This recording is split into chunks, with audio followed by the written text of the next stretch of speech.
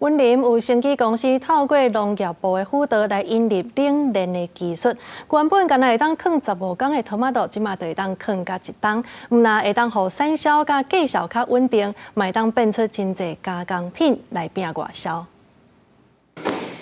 对温室挽落来了后，经过筛选清洗、包装了后，准备要送到市面上。本地这款大粒卡玛多，敢若会当保存15天，为着要延长保存，云林有农产生技公司经过农业部辅导，引进冷链技术，处理过了后，随快速冷冻，保存时间会延长到1年。寒天的时阵吼，咱透过冷链这个技术吼，来甲保存吼，卡玛多会当延长到1年以上，甚至会当来出口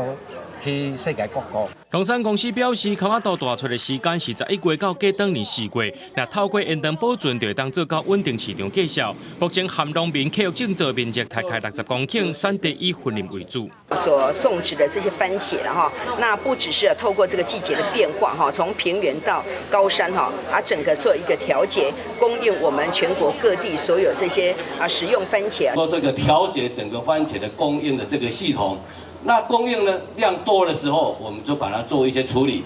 处理之后，这是上条只要有个冷链的设备。农粮署表示，目前这间农产生技公司卡玛多年产量有到8,000吨，除了1年4季会当稳定提供国内市场需求，也透过加工做多样化产品。按算4月中过后会举办采购日，来推广卡玛多的契约种植。记者综合报道。